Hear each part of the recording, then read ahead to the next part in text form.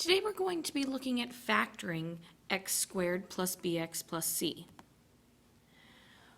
In the past, we've done problems like x plus 2 times the quantity of x plus 9. We would multiply this out. We would take x times x and get x squared.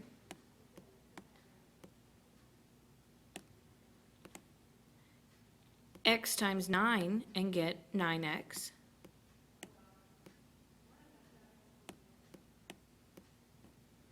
Two times x and get 2x.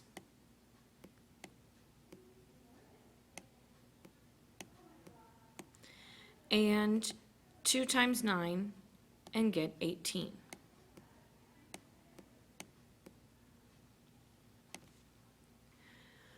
Our middle terms combine together in this case, 9x and 2x, so that leaves us with x squared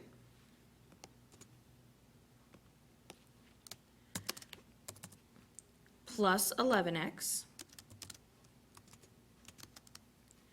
plus 18. If you notice, the 2 and the 9 make up the 18 by multiplication. 9 times 2 is 18. The 2 and the 9 make 11 by adding. 2 plus 9 is 11. So today we're going to factor or divide. So we're going to start with problems like this and turn them into problems like this. So we're going backwards.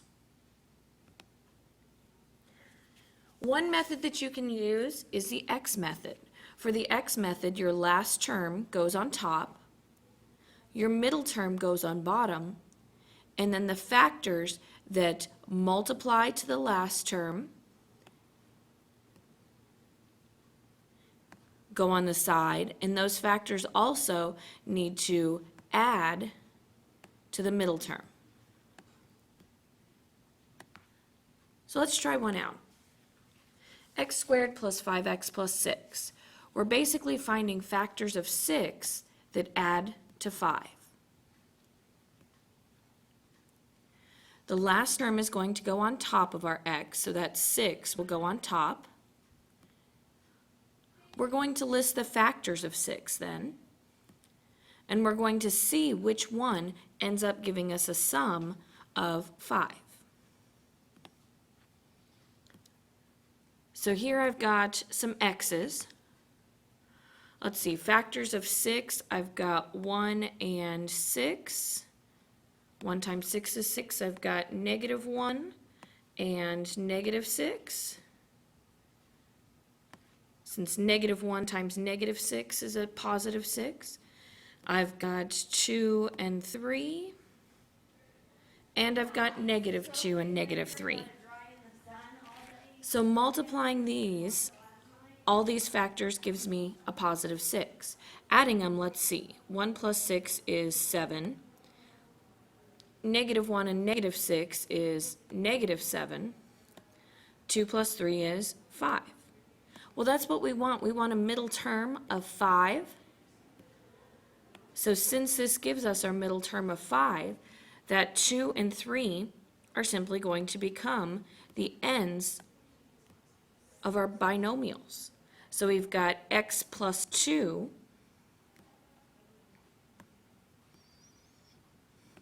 times x plus 3.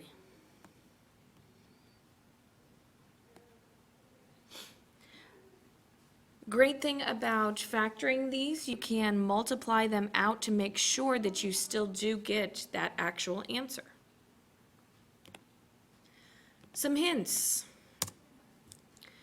If you have adding and adding, you're going to have adding and adding in your binomials. If you have subtracting and adding, it's going to be 2 negatives inside your binomials. Because if, let's say this was -6, you'd have to have negative something times negative something to make a positive c value.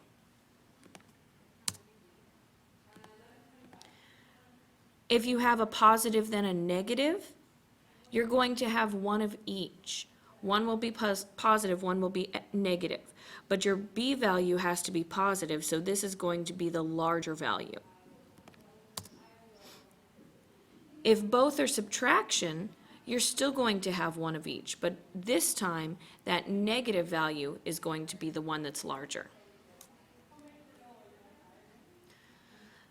Let's look at one more. We've got x squared plus 3x minus 70. We've got an addition and a subtraction. The only way to multiply to get subtraction is to have a positive and a negative. So we know we're going to have something plus something times something minus something. So we're going to try both.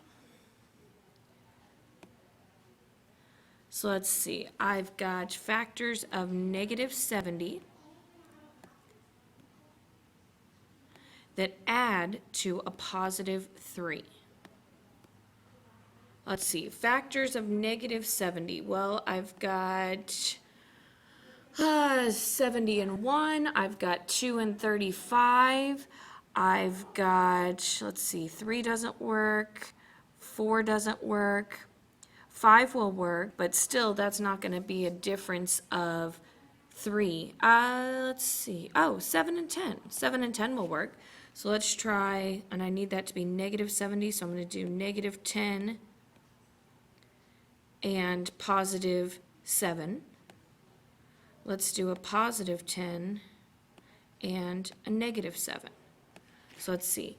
Negative 10 times 7 is negative 70. Negative 10 plus 7 is a negative 3. Well, I need this to be a positive 3, so that one doesn't work. Positive 10 and negative 7, well, that does add to a positive 3, so that one works.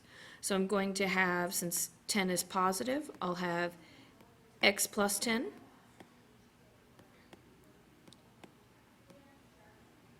since 7 is negative, that will be x minus 7.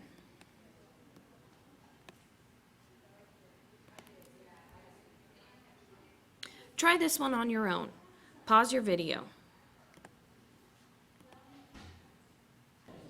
Did you get m plus 8 times m minus 15?